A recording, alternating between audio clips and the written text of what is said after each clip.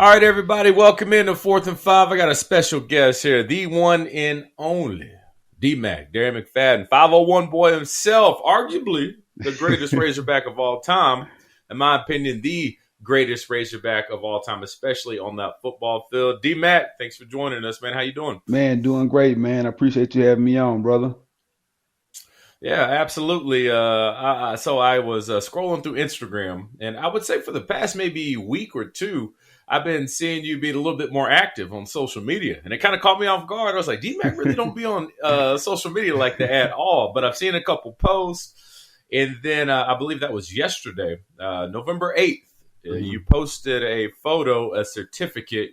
You want to let the people know what that was about? Yeah, so it was basically it was a certificate of recovery. I've been attending the IOP class where it's I guess I don't really know how to explain it. It's similar to like a Alcoholics Anonymous class, and that's a problem I've been struggling with over the time, and I decided to take those steps and try to get myself better, man.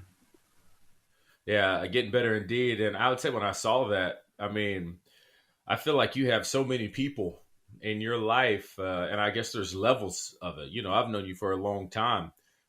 Football, see you in Fayetteville here or there. Somebody I would say, yeah, D-Mac's a friend of mine, but I think you have levels of friends. And when I saw that, it kind of made me feel like you may have had a whole bunch of people in your life that maybe not even had any idea you were maybe struggling with this. And so, when did it start? I saw you started maybe drinking when you were 15. And at what point did you realize this was an issue? And when you started wanting to take control of it? For me, I'm a very private person, so it's not something I really talk about with people. I would say only really my close family knows. People who probably talk to me on the regular or see me on the regular, they probably may not even know what the situation or the issues was. Like I said, I started drinking in high school, 15 years old, a sophomore in high school. Probably I would say probably one of the worst decisions I ever made in my life, man.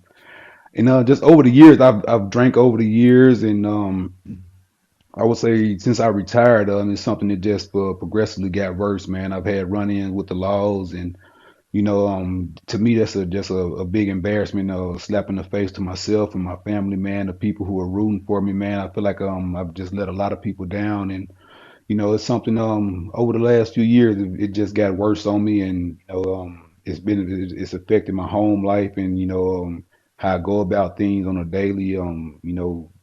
Can't even hardly do anything without thinking about some alcohol first, man. And then on top of that, dealing Mm-hmm. with the mental health issues and just depression setting in. It's just been a lot of stuff, and it's a lot of things over the years that have just added up and compiled on me. And so it was something that it was time for me to try to get myself back at the end of the day. I've let a lot of people down through my life, and I just want to just try to better myself, and man, and just start taking it one day at a time, getting better. And I've been sober for 6 months now. It may not seem like a long time, but man, it's huge for me, man. Like I say, started Yeah. drinking at 15 years old, and I'm 36 now, and this is the longest I've been without a drink of alcohol in 21 years. Yeah. You talk about finally making that decision, feeling like you let a lot of people down. I think there's I would say, an expectation of strong men, all these athletes, and they're not supposed to maybe go seek and go get help. They just got to be tough and figure it out, or when they go see counseling or go see a therapist, and it's just like seems like something soft for people to do. And I found out myself this past year. Went through some very tough things in my life, and wasn't sure how to navigate it. And I entertained the idea of seeing a counselor, a therapist. And at first, I was like, "This ain't for me." And it was one Right, of the best decisions I've ever made in my life. And now I'm like, I got to keep talking to my person, right. because they just really do help you understand things that are going on, and maybe some flaws in yourself that no one will tell you, or things you can see. And it's just really, you really get to meet yourself, it feels like, for the first time. But going through that journey that you went through, and you talked about mental health. I'll talk about that too, because that's a huge thing for athletes, at least in the realm of sports. You hear about it all the time, female and male athletes. one would say, man, Darren McFadden, man, that dude's got it made. I mean, he is royalty here in the state of Arkansas, first round draft pick, millions of dollars. He can do anything you want, set for life. What would he have to be depressed about? How would you answer something like that? You know, it's one of those things. I asked myself a lot of those questions until I actually found myself in the situation, man. You don't really think about it like you say, being this big strong athlete. I deal with a lot of things internally, and that's something I've always done, even growing up, even when things were going good for me. If I had problems or issues, I dealt with them internally. I didn't feel the need I need to seek help for anybody, or and with this alcohol situation for me, I felt like it was something that I could control. And as time progressed, I realized that I couldn't. And I look back on any situation that I've been in, whether when I've done something stupid or got into any kind of trouble, that's the common denominator. It's always been alcohol. And so I finally got to the point that, it took for me hitting rock bottom and realizing that it's something that I couldn't fight on my own. And just talking to people and starting to try to open up, and that's something that was big one of the big reasons why I actually made that post yesterday, because I know a lot of people deal with these things, and people don't want to open up about it. Nobody wants to think of oh, I'm an alcoholic, and that's even myself. Like, I'm college Hall of Fame player, NFL guy, like you say, first round pick. No, I'm not an alcoholic. I just like to drink. I can do this. I can do that, man. I'll be fine. I can get over this. And, once you get to that point, man, you realize that it's not something that you can just do on your own. At least for me, anyway, it was something that I had to actually talk to somebody, seek some help. Like you say, talk to a counselor. Anytime I've talked to my counselor, man, and walked away from those sessions, I felt like it's a weight off my shoulder, man, and it's just been great. And I'm just looking forward to getting back to being me. A lot of the one thing people don't know about me, I'm a huge hunter, man. I love hunting. I hadn't been hunting in the last two Yeah. years, and part of that is, Hmm. being an alcoholic, and that was just something I pushed. That was one of my joys. I just pushed it to the side, and so it's one of those things that trying to get myself better and just get back to being normal, man. And that alcohol is it's a hell of a drug, man. And well, I don't know if you want to call it a drug, but it was to me. And No, I get so it. and it was Hmm. something that it was a tough fight for sure. It's still going to be an uphill battle for me every day. I'm still taking it one day at a time. I'm not going to get too far out ahead of myself. I'm not planning on, oh, next week I'm going to be sober. Still, I'm going to be sober next month. I'm taking it one day at a time, and I want to keep stacking these Yep. days and look back 2, 3 years from now and be like, damn, I've been sober for 1,000 days now, and it's just something I'm just Awesome. continuing to work on. Now, you said rock bottom. So I guess, like you said, a lot of people find themselves in a situation of like, man, I'm just drinking. I ain't got a problem. I just want a nightcap. It may be every night. It's not a big deal. May go out, get loose, not think anything of it. Was it someone who reached out to you, someone close to you, someone that loves you? Did they pull you inside and say, "Hey, Darren, man, we got to talk.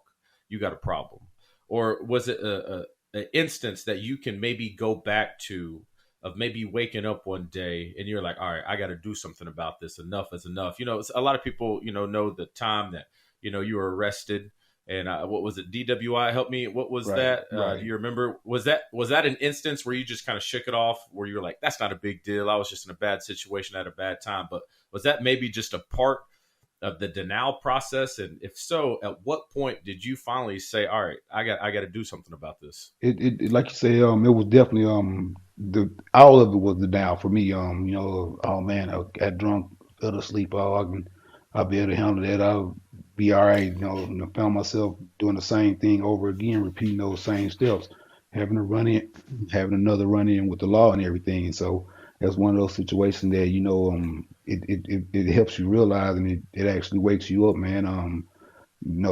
Being on the verge of losing my wife and my family, is something that really opens your eyes, and it makes you want to take those proper steps to get better. And that's something that it was time for me to do. And at the end of the day, man, I have 6 kids, man, and Nobody want to read about their dad in the newspaper or have to go to their dad's funeral because he was an alcoholic. He was being selfish, and at the end of the day, that's all it was. I was selfish alcoholic.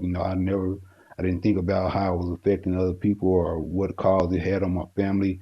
I was just thinking about, shit, I'm gonna go get me a drink and relax, and that's how I looked at it. I was looking at it, I was getting me a Hmm. drink and relaxing, but in reality, I was only feeding the demons. Yeah. You talk about feeding those demons. You said that you posted that because you wanted to maybe have somebody see this and realize that if they're going through a similar situation, you want to make sure you want to let them know they're not alone. Was there a process you felt like you were all alone, and when you started having people kind of help you, it kind of just lifted an extra weight off your shoulders? And now, is this why you're kind of speaking up about it, because you want to help somebody?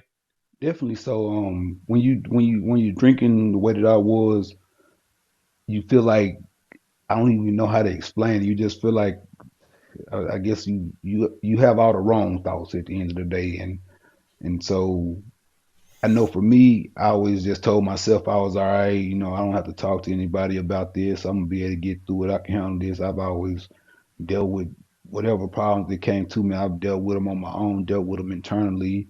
I'm this big man. I don't need to talk to somebody and tell them about what's going on in my life, or I don't need their opinion on something. That's how I always felt. And over time, you realize that that's not the case, and so that's something for me. I just know how I was. I was, like I say, if nobody knew that I was drinking the way that I was, you would never know what was going on. And so I Yep. know it's people who are in the same situation because I put a good fake on for it for a long time, and so I know it's people that are in those same situations that it may be someone you may talk to every day and you don't even realize it, just because they don't want to open up about it. But a lot of people are ashamed about it, embarrassed about it, and I was too. And going through the classes that I went through and everything, and it helped me open up. It helped me be more vulnerable, and that was one of the big things.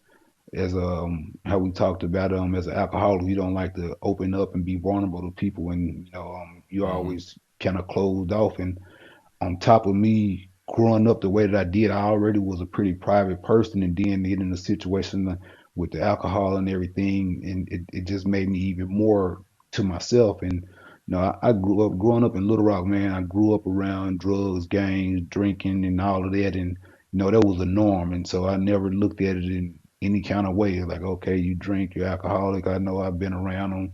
Okay, they still get up, they go to work, they handle their business. Oh, I guess they're all right. Yeah, you can do those things. You can be a functioning alcoholic, but at the same time, too, that doesn't mean you don't need help. And like I say, I just want people to know that shit, if you need to reach out to somebody, talk to somebody, man. Yep. It's all right to open up about it, man. There's nothing wrong Yep. with it. Everybody's struggle is different, and so it's all about taking care of yourself and just bettering yourself. Yep. Now, you said 6 months sober, November 8th. I saw the certificate. I mean, you Mhm. said you also just got back from the gym, put in a little work. I mean, can you already see the effects of finally putting that bottle down? Like, how's it impacted your Definitely. health? How's it impacted your mood? You talked about you were on the verge of ruining your relationship with your wife and your kids and everything just going downhill. I mean, how much better? And can you give us kind of some details of little things that you have seen change in your life since you've become sober? First, just from a health standpoint, period, man. It's been a time before I was getting sober and everything.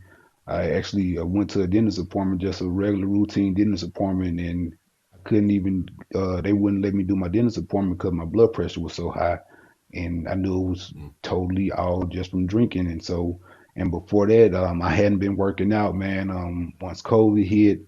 They shut gyms down. I never got back to working out, so I probably went a full 2 years without even working out. And drinking alcohol was a part of it. I was like, go work out, go get this drink. And I chose to go get a drink, and that's pretty much what I was doing. Hmm. Just being able to just be here for my kids, man. Being able to call, check on them, or have 2 kids, 3 kids at home. Two of them are in school, pre-K and kindergarten, and just be able to drop them off at school in the mornings or pick them up in the evening.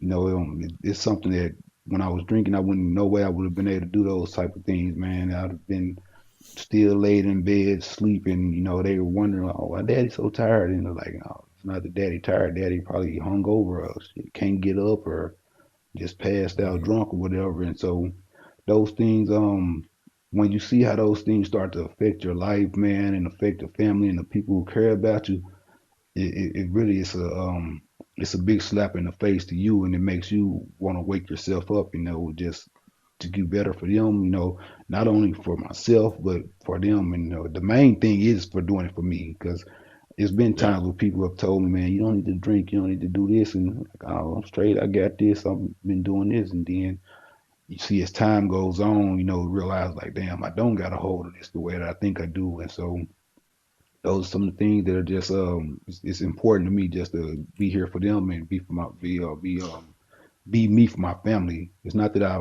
wasn't No. here. I was here, but I wasn't here. I was here physically, but mentally, who knows where it was at.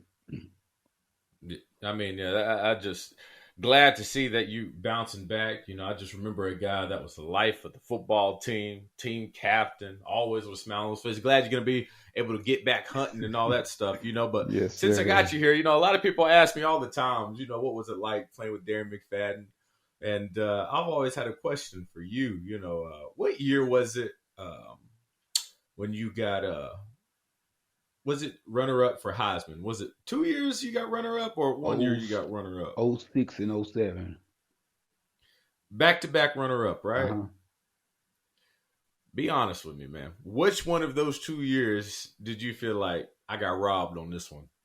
So this is what I tell everybody. My oh 06 year, my sophomore year, I felt like I came onto the Heisman scene late. And so Yeah. it was like I didn't really start getting a bunch of hype around me as far as Heisman talk until probably the last 4 or 5 games. And so when I went up that year against Troy Smith was the winner that year, Mm-hmm. and I took it for what it was. I came on late, it is what it is. I wasn't too worried about it. And, like, come back next year, it's no hiding. I've been out here, people. It's a big target on me, this big, and everybody know what I can do in the SEC. So I'll go through that season. You know, man, beat the number one. We beat the number one team in the country down in LSU. Probably one of the best defenses that we played against that year. Rushed for 300 plus yards against South Carolina. So my '07 Heisman year, when my name wasn't called, I was really in shock. Like I didn't know, like I've never expected things like in football. You can't expect something, and I've never expected Yeah. anything to be given to me or whatever. I always know I had to go work for it, and but that year I can honestly say I felt like I put the work in for it. I had the numbers for it, and I just knew I was going to win the Heisman. And when I didn't hear my name there, I was kind of like, I had to pause for a second before I could even start clapping. Tim Tebow was the winner that year, and I can't take anything for him. Oh, He I did. don't He had a great year, man. He know. wrecked the SEC as well. But I really felt like that. I felt like that. That was the year I was going to win the Heisman, and when my name wasn't called, I was almost kind of like in a shock for a second, and I was like, "Whoa!" And then I have to, of course, I got to applaud him and Yeah. be happy for him. But You wanted to have instead of, that face. You wanted to be like, what in the hell's it going was, on? I had to put a poker face on for sure, man. But I was definitely, I was in shock that I was that my name wasn't called. Yeah, I get it. Well, that being said, we're on Razorback football. Real quick, your thoughts. Obviously, a very interesting year for the Razorbacks. Only 3 wins on the season. A huge win against Florida on the road. Maybe that little redemption for Tim Man. Tebow winning the Heisman that year. But just, I got to give it to uh, them. It's the first time they won in the yeah, swamp, man. So ever, that's huge ever. right there, man. That's huge. Yeah. Yeah, I mean, and you have a little bit of having different coordinators. You know how tough that change can be. Right. What are your thoughts about Kenny Guyton stepping in from the receiver coach position and getting these guys to just play in a way we haven't seen them play all season long? When they had Dan Enos, it just seems like they just weren't in it. So I do a radio show Thursday mornings on 103 The Buzz with David Basil and those guys. Yeah. And so we talked about this last week before the game, and they were just saying, everybody was saying that it was a different buzz around the offense, and they felt energized and everything. And so he asked me about that as well. And so I was telling them that when guys are out there playing for a coach who brings that energy, and the coach motivates you to want to go out there and just lay it all on the line, you really go out there and do it, and it shows in your play. And I felt like when I watched them play last week, you seen a completely different offense, man. You seen KJ going out there making some runs that he hadn't made all year. We had our first 100-yard rusher for the season, man. And I feel like those guys went out there and they played with a different energy and a different swag, and it definitely showed, and the results came out for us. I tell people to this day, if Coach Nut set me down and looked me in my eye, I'm pretty sure he could convince me to rob a bank, or just, he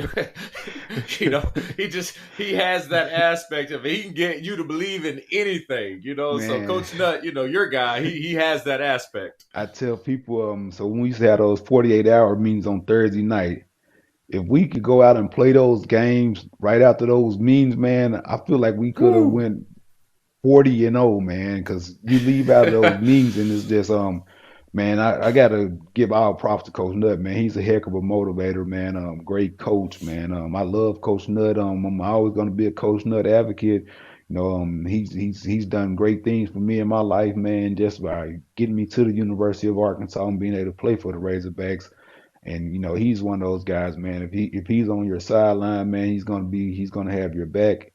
And like you say, you'll run through a brick wall for him. And like you say, you Yep. sit there and talk to him, you probably can convince me to go rob a bank, man. Because like he just he has the kind of swagger, and Yep. he has that Yep. about him, man. But I love Coach Nutt, man. I really appreciate him. We got I feel like D Max getting his swagger back, and it's good to see. So, what's next for Darren McFadden? Man, Razorback country, man, we love, and I say that because, I'm in the media, and when players just come back and immerse within the community that just loves them, we love when players start coming back and, being very active in it. And it seems like you're slowly doing that. So, what's next for Darren McFadden? I know a lot of people watching are going to want to know it. For me, like I said, I'm still taking everything one day at a time, man, one step at a time. But anytime I can do something with the Razorbacks, be involved up there, whether it's with the football team or just in the community around there, whatever it is, I'm an Arkansas kid, man, through and through, man. Razorback red all the way through me, and so I just love being able to come back up there and being on the hill, and being able to see the football team, see the facilities, everything that's going on, man, and being around all the fans. Even a couple weekends ago when I came up there, it was great, man. Did a signing, and seeing a ton of fans, man, and seeing people that they have kids that they weren't old enough to know who I was at the time when I was playing ball, but they know who Darren McFadden is, man. When you see a 6-year-old kid come up and be like, "You're my favorite player," Hmm. I'm like, man, you were barely wearing diapers when I was getting ready to retire. So, but it's just amazing, man. Yep. But I'm very thankful for that. I thank the state of Arkansas for always standing behind me, and any chance I get a chance to represent the state of Arkansas, I'm definitely going to do it. Yeah. Yeah, absolutely, man. Well, I appreciate your time. I'll let you go. Get back to the gym, hang out with your family, play with your kids. As glad to see you doing well, man. I really appreciate you open up, man. That's going to be an impact for a lot of people who are going through the same thing. So, like I said, we really do appreciate that. All right. Yes, sir. I appreciate you, brother. Have a good one. All right, y'all. Y'all watching Fourth and Five.